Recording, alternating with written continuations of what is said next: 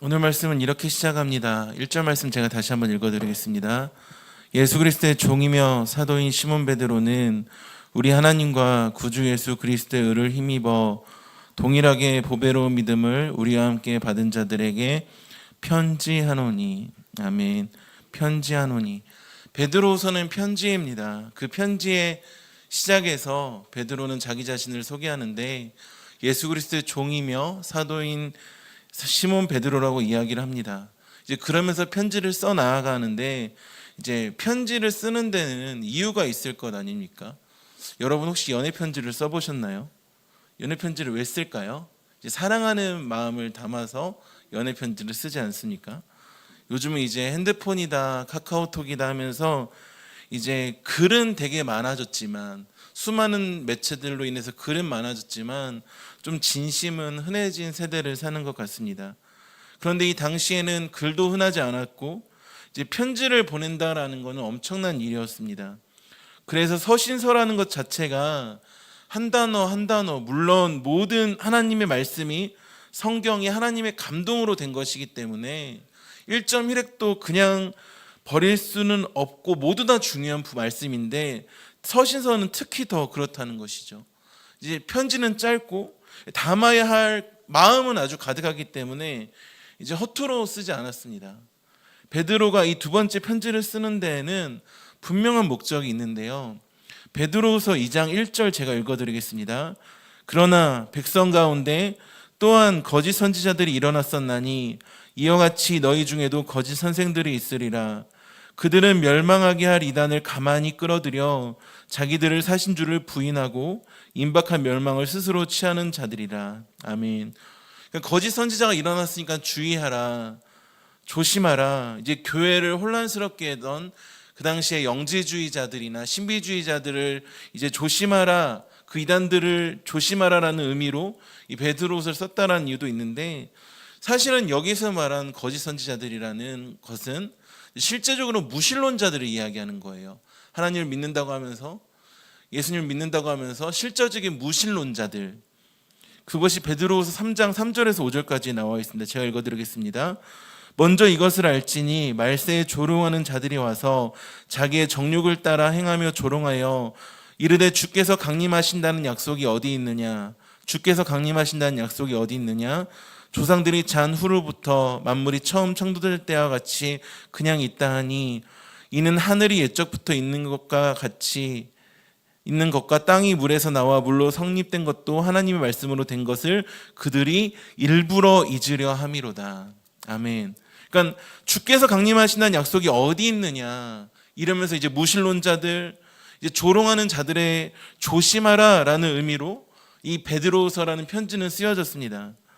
또 이 베드로후서를 이제 해석하는 데에는 이제 베드로의 유언집이다라는 견해가 있는데, 베드로서 1장 12절에 그러므로 너희가 이것을 알고 이미 진리에 서 있으나 내가 항상 너희에게 생각나게 하려 하노라. 아멘. 베드로서 1장 12절에 생각나게 하려 하노라라는 단어가 있는데, 이 구절을 해석하는 과정에서 이 문장이 이제 유언집적인 성격이 있다라고 해석을 합니다. 그리고 실제로 이제 베드로는 곧 죽게 되거든요. 그렇기 때문에 이 베드로후서는 이제 유언집적인 성격도 가지고 있습니다.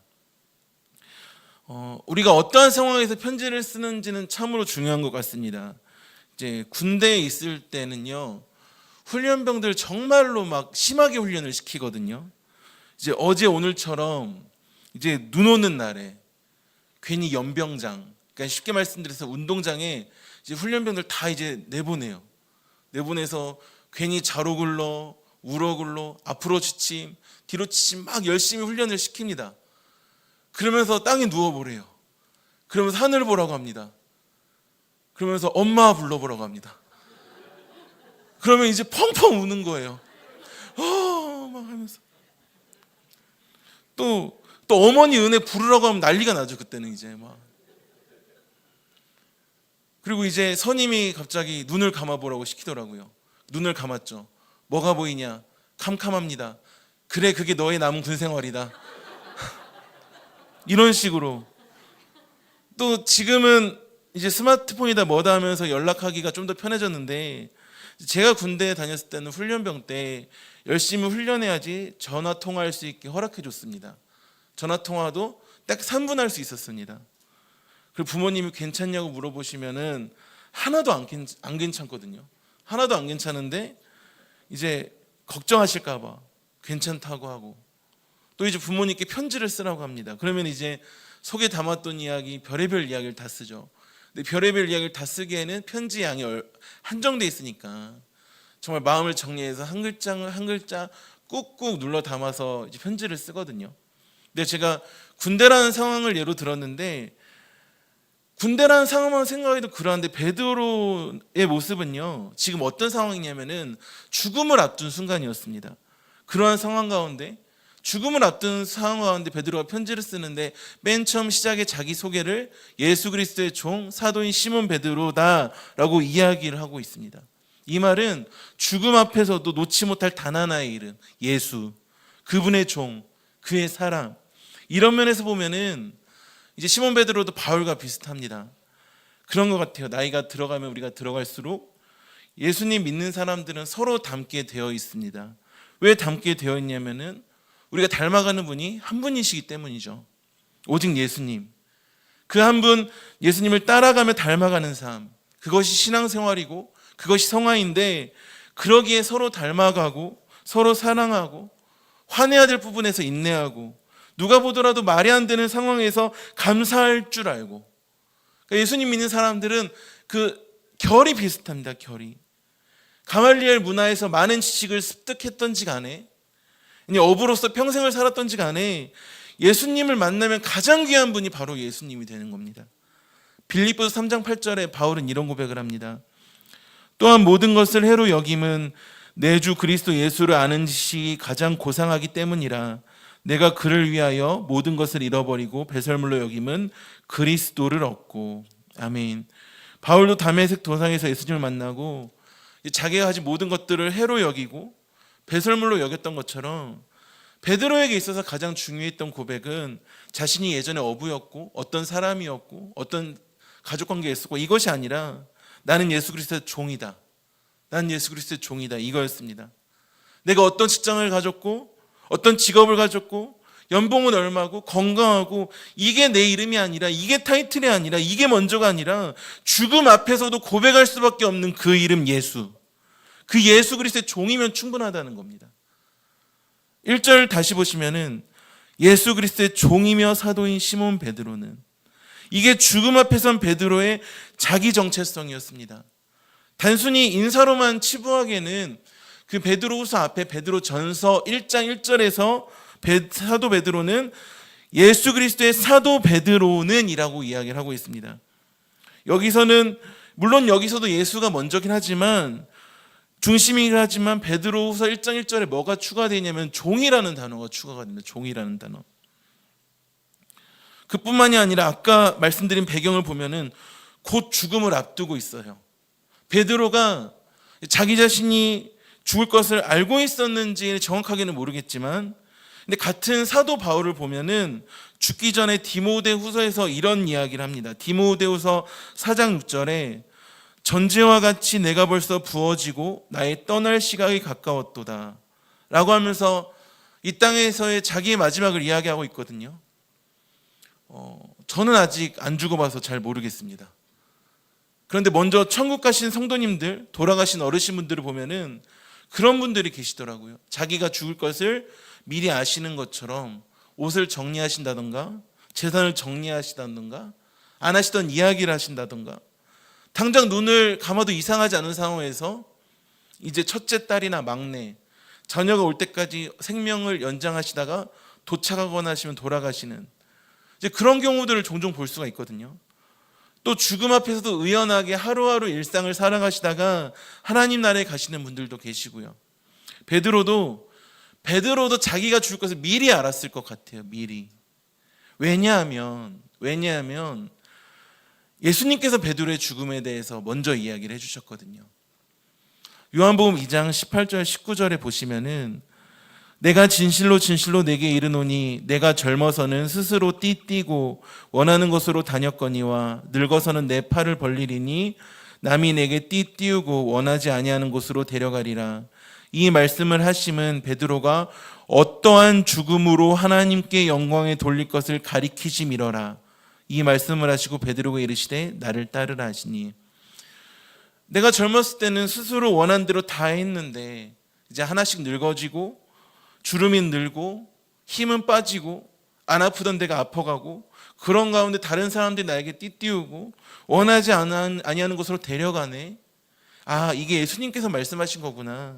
이제 나는 주님 곁으로 가겠구나. 그런 죽음 앞에서 베드로가 끝까지 놓을 수 없었던 단 하나의 고백이 예수 그리스도의 종. 죽음 앞이기 때문에 더 고백했을 것 같습니다. 죽음 앞이기 때문에. 왜냐하면은 다른 칭호들은, 다른 이름들은 죽음 앞에서 다 무기력해지거든요. 저는 인천 제2교회 부목사입니다. 아내에겐 남편이고 또 친구들에겐 친구이고 부모님에겐 아들인데, 근데 이 모든 칭호들은, 이름들은 죽음 앞에서 막을 내린다고요. 다 끝나요, 다. 그런데 그 죽음 앞에서도, 죽음 이후로도 여전할 단 하나의 그 이름, 예수. 그 예수 그리스도의 종, 그분의 자녀. 죽음을 앞둔 베드로가 앞에 종을 추가해서 자기 자신에 대해 예수 그리스도의 종이며 사도인 시몬 베드로라고 이야기를 합니다.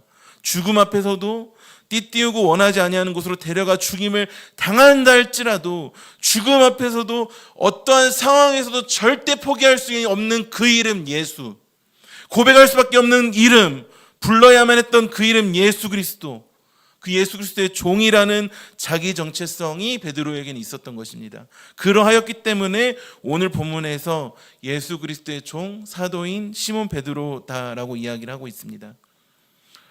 우리에게 있어 어떤 것보다 더 중요한 것이 바로 예수 그리스도의 종이라는 고백입니다. 예수 그리스도의 종이며 사도인 시몬 베드로입니다. 여기서 종을 단순히 서번트, 하인, 머슴, 노예 이렇게 해석하기보다는 여기서의 종이란 뜻은 하나님의 대행자라는 뜻을 가지고 있습니다. 헬라어로는 둘로스라는 단어인데, 둘로스라는 단어가 말 그대로 종, 노예라는 뜻을 가지고 있거든요. 근데 뒤에 사도랑 이제 합쳐져서 어떤 의미를 가지고 있냐면은 하나님께서 보내신 노예, 하나님의 노예, 하나님의 대행자, 보냄을 받은 자, 하나님께 위임을 받은 자. 그러니까 하나님 나라를 확장해 나가며 내가 있는 그 자리에서 하나님께 영광을 올려드리는 그 사람을 예수 그리스도의 종이다라고 이야기를 하고 있습니다. 그 권위로 베드로는 오늘 말씀에서 베드로 후서 수신자인 교회들에게 이야기를 하고 있습니다. 예수 그리스도의 종인 권사 누구누구, 예수 그리스도의 종인 집사님 누구누구, 예수 그리스도의 종인 장로님 누구누구, 예수 그리스도의 종인 목사 누구누구. 이러한 고백이 우리 가운데 평생 넘쳐나시길 소망합니다. 어느 자리에서든지 우리는 당당해야 됩니다. 하나님께 위임받은 그 권위로 인해서 무신론자들이, 세상의 사람들이, 아까 제가 초반에 읽어드렸던 베드로서 3장 4절 말씀처럼 주께서 강림하신다는 약속이 어디 있느냐, 하나님이 없다, 하나님이 계시다면 나에게 이럴 수 없다라고 이야기할 때, 아니다, 주님께서는 여전히 살아계시고 내 삶에서 역사하시고 당신도 그 역사를 보게 될 것이다, 이 고백을 믿음으로 삶으로 보여주는 사람, 나타내는 사람, 그 사람의 진실된 고백, 그 위치가 바로 예수 그리스도의 종의 모습입니다. 이제 하나님께 그 권위를 위임받았으니, 하나님께서 주셨으니 내가 드러나면 안 되죠. 하나님께서만 드러나셔야 합니다. 하나님께서 영광 받으시고 하나님께서 높임 받으시고, 우리 권사님들, 집사님들, 장로님들, 모든 성도님들 각각 계신 그 자리에서, 가정에서, 직장에서, 교회 공동체에서 하나님을 당당하게 드러내는 하나님께 위임받은 자로서 하루하루 한날 한날을 살아가시길 축복합니다. 설거지 하시면서도, 그냥 걸어가시면서도 하나님을 드러내는 우리가 되길 소망합니다. 또 예수 그리스도의 종의 특징이 있는데, 예수 그리스도의 종의 특징은 무엇이냐면 하나님을 기쁘시게 하는 사람입니다. 갈라디아서 1장 10절 말씀 읽어드리면은, 이제 내가 사람들에게 좋게 하랴, 하나님께 좋게 하랴, 사람들에게 기쁨을 구하랴, 내가 지금까지 사람들의 기쁨을 구하였다면 그리스도의 종이 아니니라. 한 번 더 읽어드리겠습니다. 이제 내가 사람들에게 좋게 하랴, 하나님께 좋게 하랴, 사람들에게 기쁨을 구하랴. 내가 지금까지 사람들의 기쁨을 구하였다면 그리스도의 종이 아니니라. 아멘. 우리가 눈치를 본다는 표현을 하잖아요. 그런데 우리가 누구의 눈치를 보느냐에 따라서 그 종의 위치가 결정이 됩니다. 하나님을 기쁘시게 하면서 하나님의 눈치를 보는 사람은 누구의 종일까요? 그리스도의 종이겠죠. 근데 사람의 눈치를 보면서 사람의 기쁨을 구하였다면 그리스도의 종이 아니니라. 이것이 내 주변 사람들에게 무례하게 행해도 된다라는 이야기는 아닙니다. 우리가 누구의 시선 아래에서, 누구의 마음 아래에서 하루하루를 살아가고 있느냐라는 것입니다. 하나님을 기쁘시게 하는 사람은요, 절대로 다른 사람에게 무례히 행하지 않습니다. 사람을 기쁘게 하는 것이 목적은 아니지만 저절로 사람도 기쁘게 합니다. 왜냐하면 하나님 사랑과 이웃 사랑은 언제나 함께 가는 거거든요. 따로 떨어져 있지가 않습니다. 물이 위에서 아래로 흐르듯이 하나님을 기쁘시게 하는 사람은 당연히 사람도 기쁘게 하는 친절과 배려가 삶에 나타납니다. 이것은 뭐가 먼저냐의 문제죠. 그런데 우리가 어떻게 그렇게 살아갈 수가 있을까요?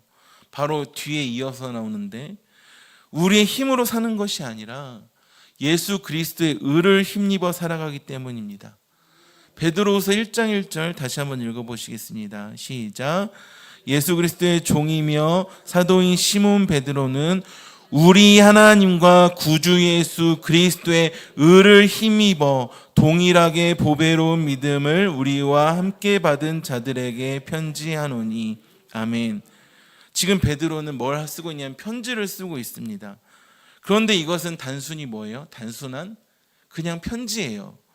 물론 서신서이고 하나님께서 이 편지를 사용하여 주셔서 신약 성경으로, 하나님 말씀으로 성경으로 두셨지만, 베드로가 그 죽음 앞에서 애달픈 마음을 담았지만 이 형태는 사실상 뭐예요? 그냥 편지예요. 편지. 근데 그 편지를 그냥 쓰는 게 아닙니다. 오늘 본문에 뭐라고 나와 있습니까? 우리 하나님과 구주 예수 그리스도의 의를 힘입어 편지를 씁니다. 사람이 살다 보면 경험이 쌓입니다. 경험. 저도 목사로서 시간이 흘렀고 더 젊을 때부터 전도사로서 사역을 했습니다. 한참 젊을 때부터 설교를 쓰고 말씀을 전하고 전도를 하고 시간이 흐르고 경험이 쌓였습니다.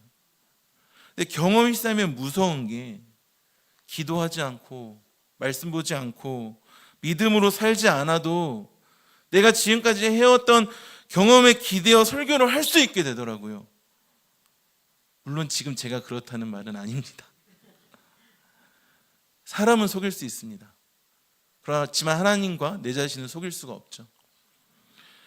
제가 기도하지도 않고 말씀 보지도 않고 하나님 뜻대로 살지도 않으면서 설교 기회가 되니까, 설교 순서가 되니까 해오던, 이런 표현 죄송합니다, 해오던 가락이 있어서 제가 어떻게든 설교를 하고 말씀을 전한다면, 그렇다면 저는 망하는 거예요. 물론 지금 그렇다는 말씀은 아니고요. 그렇다면 저는 망한다는 거예요. 저는. 왜 저만 망하냐면은, 부족한 사람의 준비되지 않은 입술을 통해 선포되어진 말씀이라고 할지라도 성령 하나님께서 믿음으로 받아들이시는 우리 성도님들의 삶 가운데 역사하셔서 하나님께서 우리 성도님들을 이끌어 나아가시겠지만, 제가 제 경험에 기대어 설교를 한다면은 저는 그 하나님과 이끄신 거와 상관없는 사람이 되는 겁니다. 그러니까 지금도 더 긴장하고 있고요.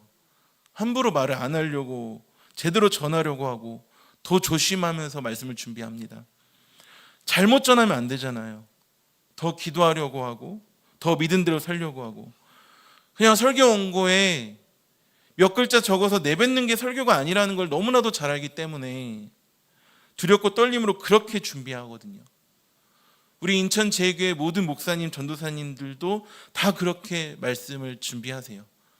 이것은 절대 일이 아닙니다. 복음 증거입니다.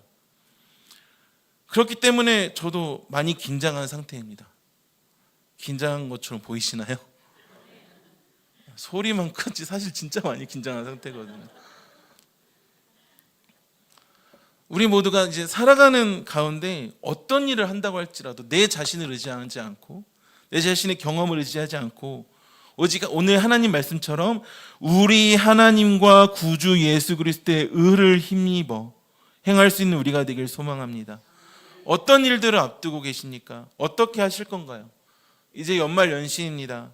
모임도 하실 것이고 가족끼리 식사도 하실 것이고 사람도 많이 만나실 거고 회의도 하실 거고 그 행하여지는 모든 일을 우리 하나님과 구주 예수 그리스도의 의를 힘입어하는 우리가 되길 소망합니다.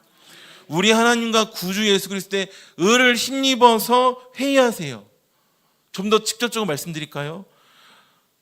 우리 하나님과 구주 예수 그리스도의 의를 힘입어서 식사하십시오. 우리 하나님과 구주 예수 그리스도의 의를 힘입어서 예배하십시오. 우리는 아무 자격이 없거든요. 예배 드릴 수 있는 아무런 조건이 없습니다. 그리스도의 의를 힘입지 않으면 예배 자리에 절대 나아갈 수 없습니다. 죄인이 무슨 자격이 있겠어요? 주어져야 하죠. 우리 힘으로는 절대 은혜의 보좌 앞에 나아갈 수도 없고 은혜를 누릴 수가 없습니다. 그러한 이 의, 오직 하나님과 구주 예수 그리스도의 의는 어디에서 나타나냐면 바로 복음에서 나타납니다. 복음.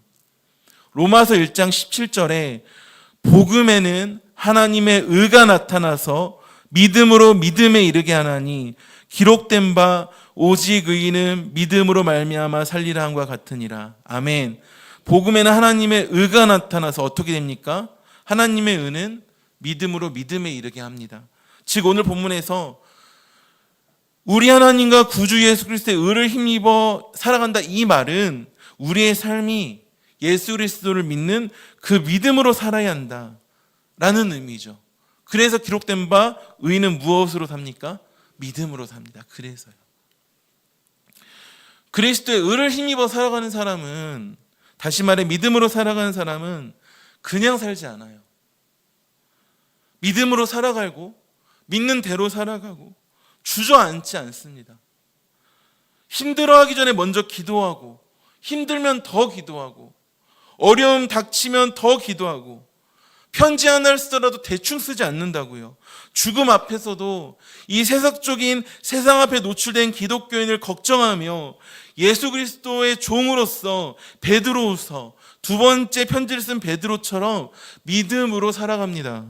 누군가가 당신을 그렇게 선택하셨어요? 왜 그렇게 행동하셨어요? 라고 할 때 나는 예수를 믿기 때문에 이렇게 행동했습니다. 나는 예수를 사랑하기 때문에 이렇게 행동했습니다. 라고 고백하는 우리가 되길 소망합니다. 우리 하나님과 구주 예수 그리스도의 의를 힘입어서 행하였다. 계속해서 보겠습니다. 1장 1절 다시 한번 읽어보겠습니다. 시작. 예수 그리스도의 종이며 사도인 시몬 베드로는 우리 하나님과 구주 예수 그리스도의 의를 힘입어 동일하게 보배로운 믿음을 우리와 함께 받은 자들에게 편지하노니. 아멘. 그렇게 우리 하나님과 구주 예수 그리스도의 의를 힘입어 믿음으로 살아가는 사람에게 특징이 있는데 그게 무엇이냐면 다른 사람을 함부로 판단하지 않습니다. 나는 잘났고 너는 못났고 나는 잘하고 너는 못하고 이게 아니라 같은 하나님의 사람이라는 것을 인정하며 살아갑니다. 베드로는 이 베드로 후서의 수신자 본도, 갈라디아, 갑바도기아, 아시아와 비두니아에 흩어진 나그네들을 그냥 너희들 믿음이 약한 자들이야, 세속주의가 이제 팽배해질 것이고 무신론자들이 날뛸 건데 거기에서 너희들은 이 편지가 아니면 살 수 없는 그런 사람이다 라고 낮게 보는 것이 아니라 그들의 믿음을 있는 그대로 인정합니다. 그게 베드로전서 1장 2절에 나오는데 제가 읽어드리겠습니다.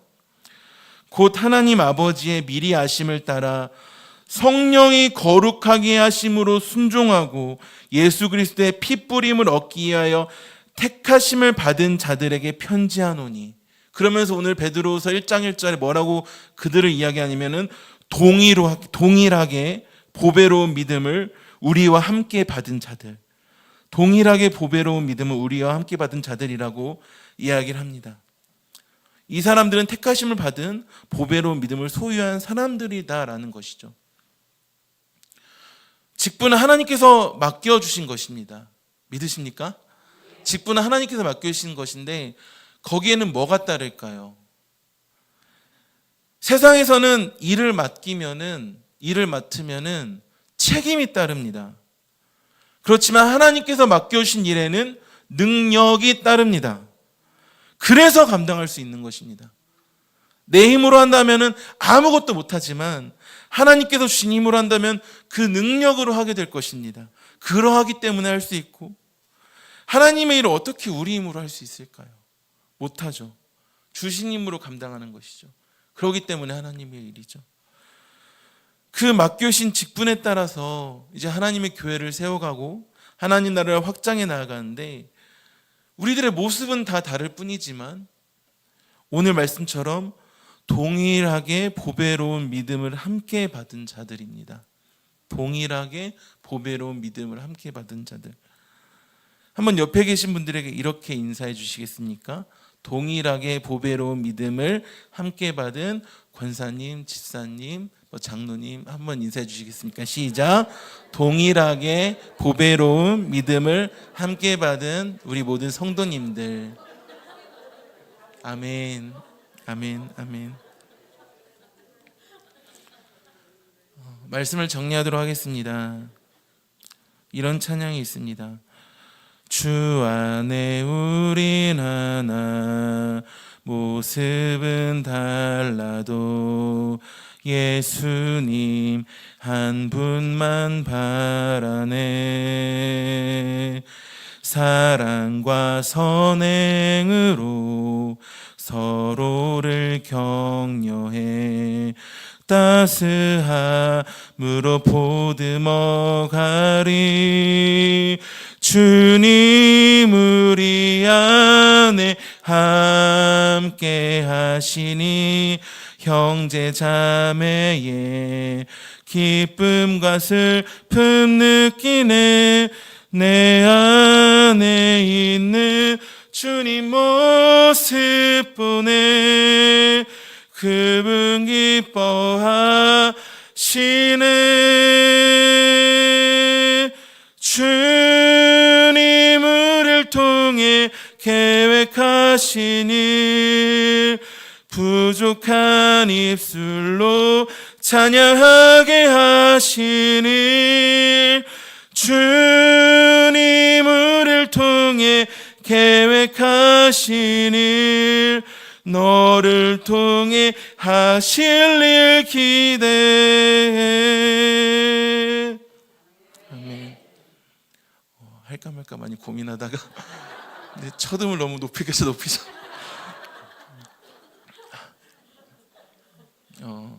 우리의 모습은 다 달라요. 나이도 다르고 직분도 다르고 생활 수준도 다르고 남자와 여자 성별도 다르고.